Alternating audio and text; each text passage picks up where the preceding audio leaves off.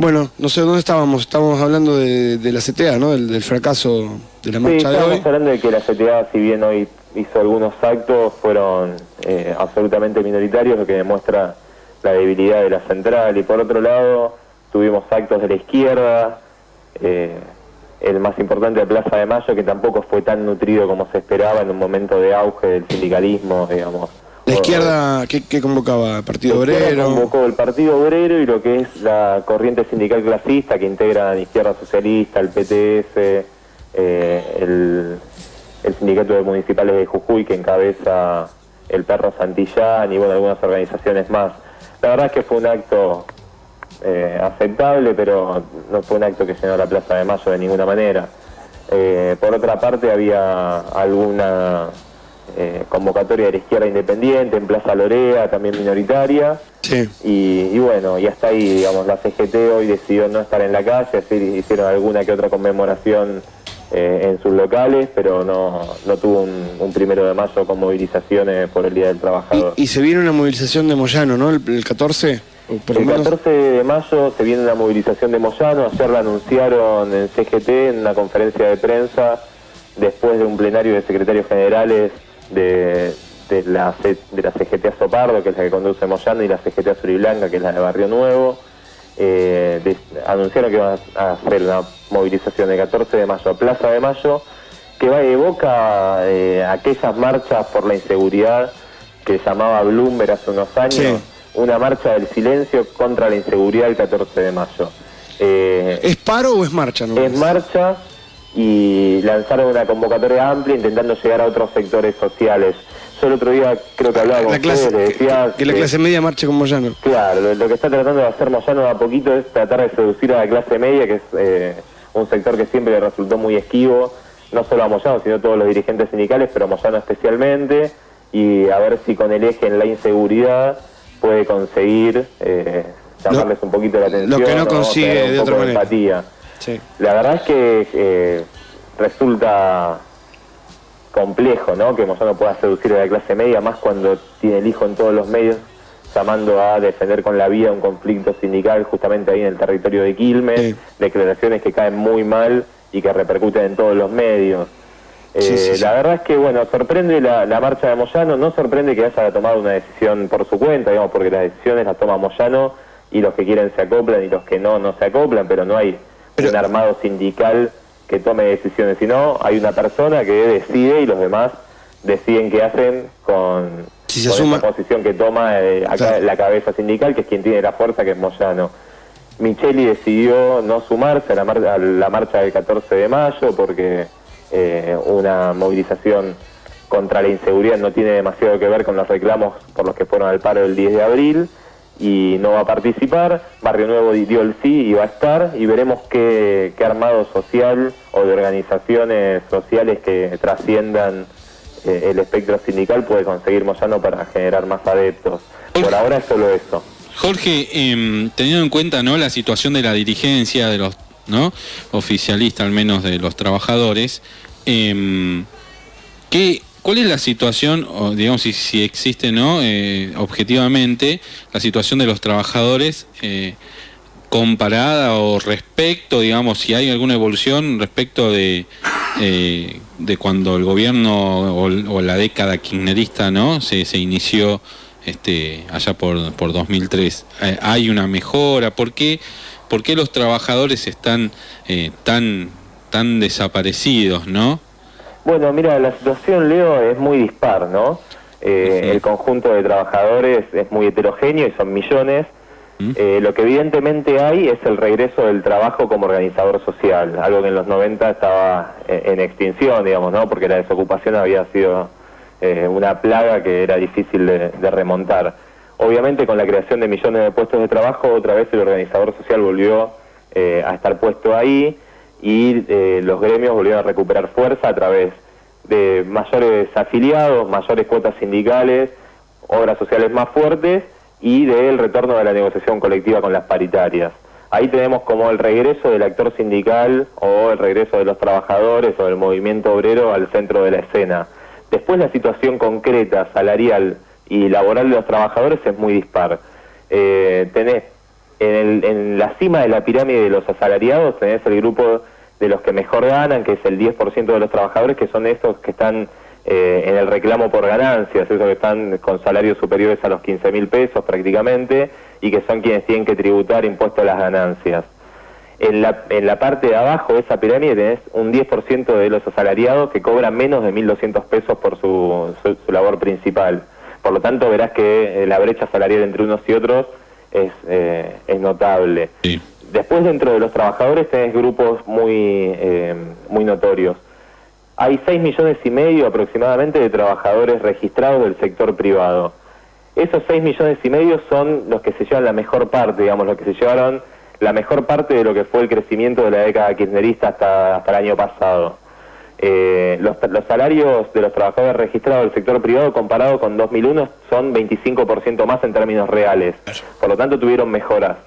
Evidentemente hay situaciones dispares, no es lo mismo un trabajador bancario que un trabajador de la industria del vestido que tiene un salario muy bajo, pero sin embargo uno compara mismo trabajo en distinta época, el salario que percibía de bolsillo, y hoy es bastante más alto que en 2001, por lo tanto hoy vemos una diferencia notable. Discúlpame, se mide con el índice de inflación privado, ¿no? Se mide con el índice del INDEC hasta que fue intervenido, y después con el índice de las provincias, que siguió sin intervenir. Bien. Había 9 provincias que no tenían la intervención, y bueno, esos eran los parámetros con los que se medían un promedio de esas 9 provincias. Ok, pero no hay discusión prácticamente de que el salario real del sector privado fue superior a la inflación. No, el salario real del sector privado creció mucho hasta 2011, en 2012 muy poco, y el año pasado fue la primera vez que cae en esos 10 años de kirchnerismo. Sí, pero en el acumulado, hoy encontramos que el salario real del sector privado, de los registrados del sector privado, es 25% más que en 2001. Sí, correcto. Distinta es la situación de los trabajadores del sector público. Ahí hay unos 2,5 millones de trabajadores que hoy, en términos reales, tienen un salario que es 40% menor al que tenían en 2001. Principalmente por la situación de precarización que hay en los municipios y en las provincias, donde los salarios, la verdad es que son muy bajos y en muchas ocasiones por debajo del salario mínimo vital y móvil. Ahí vemos que en términos reales, en realidad, hubo una situación que desmejoró. Un ajuste, claro. Y la situación que es acuciante, digamos, es la de los trabajadores no registrados, que en términos salariales mantienen más o menos el mismo nivel que tenían en 2001, pero la brecha salarial con los registrados es muy amplia, ganan entre 40 y 50% más de lo que gana el mismo trabajador en la misma actividad, siendo registrado. Sí, es una gran cuenta pendiente del proceso kirchnerista, el tema del trabajo no registrado, ¿no? Está claro. Está claro. Creo que además se aprobó el proyecto de ley de promoción de empleo registrado, que bueno, ahora va a ser tratado en diputados, pero evidentemente el trabajo no registrado, que es el 33,5% de los asalariados argentinos, que son más o menos, como para tenerlo en números, algo más de 4,5 millones de trabajadores, o sea, muchísimo. Muchísima gente. Se aprobó por unanimidad, ¿verdad? Se aprobó por unanimidad de los que estaban presentes, que eran 57 sobre 72. Ok. Pero se ve que hubo un consenso, digamos, de varias fuerzas políticas para aprobar ese proyecto. Por lo que leí, había sufrido alguna modificación, ¿no? Pero... Sí, hubo 4 modificaciones consensuadas. La más importante tiene que ver con que el proyecto, además, establece estímulos para la creación de puestos de trabajo, estímulos para el empleo. Esos estímulos que fueron los que toda la oposición criticaba de noventistas, porque reducía cargas patronales para las empresas que tomen nuevos trabajadores, una medida que ya se había tomado en los 90 por Cavallo. La modificación fue que no se aceptaron o no se van a proponer reducción de cargas patronales para las empresas que tengan más de 80 trabajadores. Esa es la más importante. Después, las demás son más de redacción que conceptuales. Ok, entonces más o menos queda claro por qué la clase trabajadora, ¿no?, está un poco retirada del protagonismo, ¿no? Bueno, puede ser una de estas, ¿no?, de las causas objetivas al menos. Bueno, pero sin embargo, estos últimos 2 años, la conflictividad de los sectores gremiales fue muy importante, digamos, tanto de los registrados como de los no registrados, porque el año pasado, evidentemente, hubo una pérdida del salario real que se constató. Cada uno lo constató cuando vio que su paritaria cerraba por debajo de la inflación y que el sueldo le alcanzaba para un poco menos de lo que le alcanzaba antes, y la conflictividad social vinculada a problemas del trabajo fue muy alta. El tema es que lo que no hay es una organización que vincule o que una toda la fuerza trabajadora, ¿no? Ese es digamos, yo lo miro de afuera y tengo que decir que hay malos dirigentes. Pareciera ser que sí, pareciera ser eso una de las opciones, pero bueno. Jorge, ¿algún dato más que quieras agregar? No, a ver, de esto solo para agregar es que nosotros igualmente caemos en la trampa de comparar con el 2001, ¿no?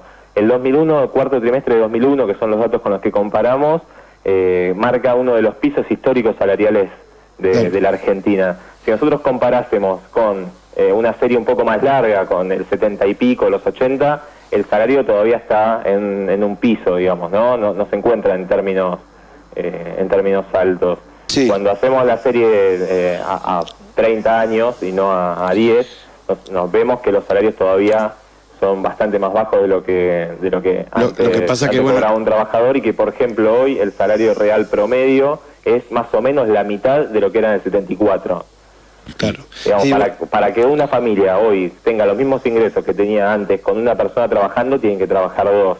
Digamos, ahí está el otro núcleo de la serie larga, digamos, de lo que pasó en el mercado laboral argentino, que es la destrucción del salario, ¿no? Esclavitud masiva. Y la destrucción de lo que era... Trabajan los dos. Claro, la destrucción de lo que era aquel estado de bienestar, que con un salario una familia podía vivir tranquilamente. Bueno, pero ahí hay que sacarlo al kirchnerismo del medio y recordar que el gobierno de Videla y el menemismo hicieron su aporte, ¿no? Para destruir... Totalmente. Ahí tenemos una serie larga que empieza en el 74 y termina, si es que termina en 2001, que son los peores años del neoliberalismo. Por lo menos al kirchnerismo hay que reconocerle que son 9 años de crecimiento y 1 de salarios a la baja, ¿no? Y lo que hablábamos el otro día, nosotros afuera del aire, que este ajuste no es un ajuste furibundo como hubiera sido el de un gobierno neoliberal.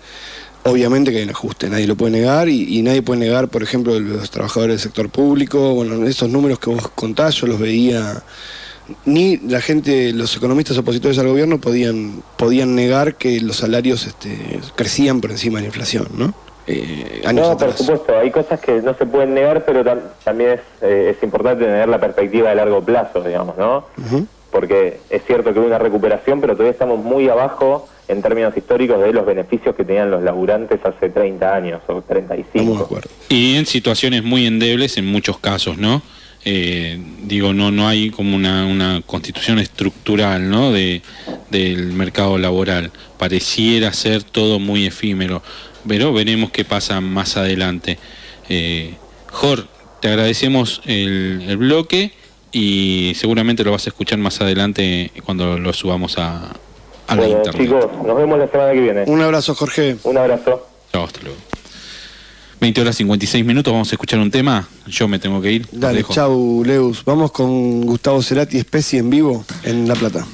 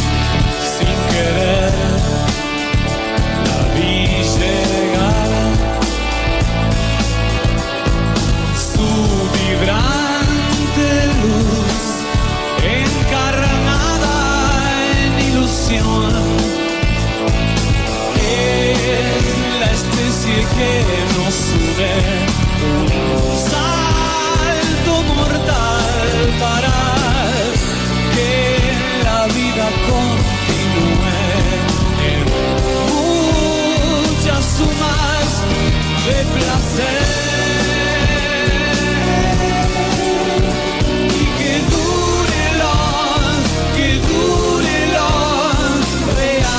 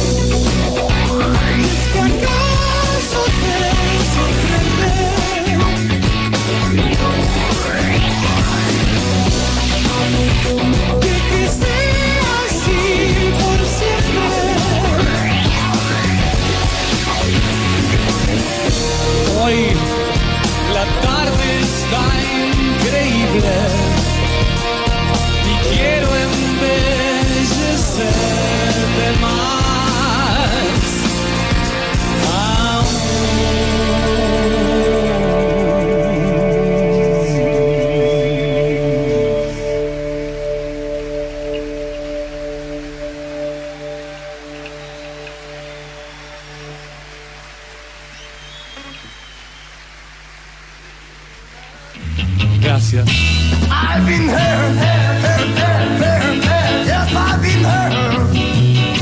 Bueno, estimados oyentes, siendo las 21 horas, damos por terminada la semana de Socios a la Fuerza. Los esperamos por esta radio el miércoles que viene a las 20 horas. Esperemos que con un programa con todos sus integrantes y mucha felicidad para seguir analizando la actualidad política de los trabajadores y de la Argentina. Buenas noches, nos vemos el miércoles.